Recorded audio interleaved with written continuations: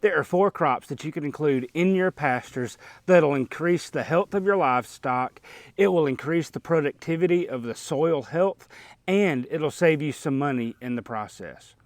I'm Rob from Dowdle Family Farms, and I've been on this journey over the last 10 or 12 years to increase the nutrient density of my food. I started off by growing vegetables, and now I'm back on the farm and focusing on livestock.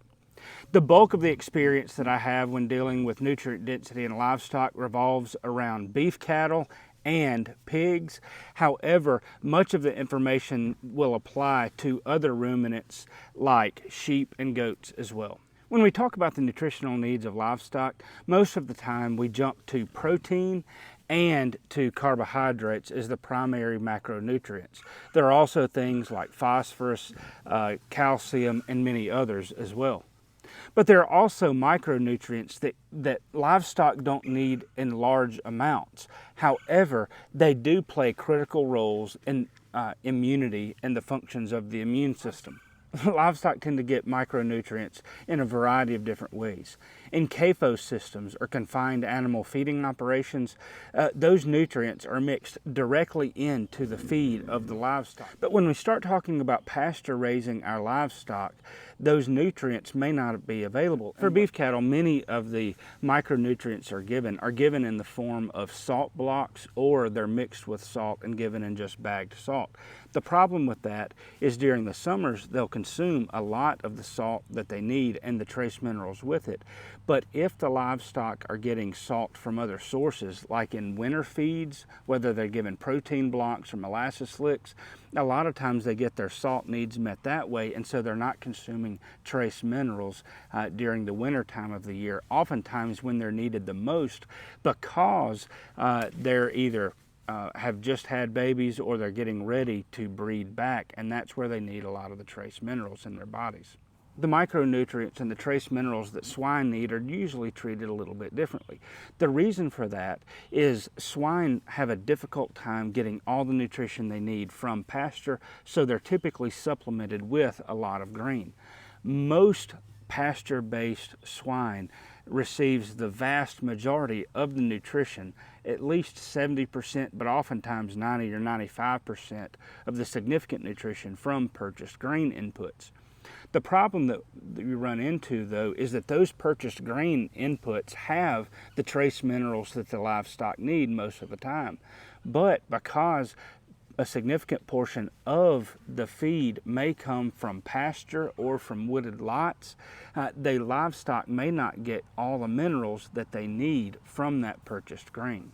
I think one thing that a lot of people don't consider about trace mineral supplementation is that those are trace minerals that are given in a synthetic form.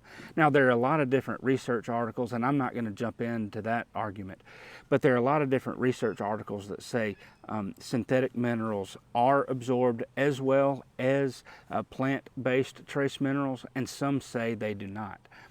What I think is often overlooked, though, is even if synthetic minerals are absorbed by livestock and people as well as plant available forms, many times those excess nutrients are just excreted out of the bodies. Whereas plant available forms, from what I understand anyway, are often retained in the body to be used later on, whether through muscles or organs. And so if we eat livestock that have more plant available micronutrients, then those micronutrients are absorbed in the livestock as we're eating them, and they're more available to their consumers as well. Again, I think there's some truth there, but the research is not just abundantly clear. So this is one of the reasons why we try to include such a diverse feed for our pigs. These pigs in here have eaten a lot of grass, they've eaten briars and brambles, and it's just absolutely blown me away that they eat such a diverse group of forages. However, there are 4 plants that we can include in our forage systems that boost the micronutrients of the forages that the livestock consume. Those are chicory, plantain, dandelion, and dock. Now, of those, chicory is the only one not native in our pastures. We have lots of dock, lots of plantain, and lots of dandelion at different times of the year. We have begun adding chicory. Now, chicory is the one that probably has the most micronutrients on a dry matter basis. It's measured by parts per million, and that's a whole different story. But chicory tends to have a lot more different micronutrients than the others. Dock has the least of the micronutrients, with the exception of manganese and selenium, I believe. But all four of those forages have greater levels of micronutrients that tend to be deficient in grasses and legumes that are typically in our pastures. The benefits of dock, chicory, plantain, and dandelion go beyond just the helpful benefit for the livestock. They also help increase the fertility of our soils. They add different root profiles, and so they add a lot of benefit there as well. If I were going to grow just two of those, I would have chicory and plantain, and I would be less likely to grow dock and dandelion, primarily because we have them anyway. But chicory and plantain tend to have the most micronutrients, and they also help offset some of the negative benefits of tall fescue, and they can help act sometimes as anti-helminths and reduce worm populations in livestock as well. Let me encourage you to try growing these in some of your pastures. If you spray your pastures, you will kill these weeds, but the livestock will consume them. Many times when we put pigs or cows on our pastures with these plants in them, sometimes they're the first things that the livestock go to. Sometimes they don't eat them until a little bit later into the grazing cycle. But most of the time, the livestock do graze them, they eat them, in part because they have higher levels of calcium and protein and many other things as well, but it also helps boost the trace minerals that the livestock need.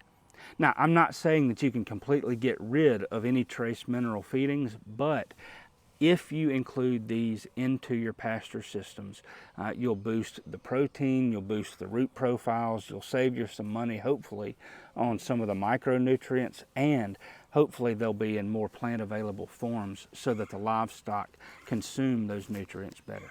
I would encourage you to try growing some of these products in your pasture. Try it on just a small scale. You'll see that the livestock do consume them, and you'll see that added benefit there.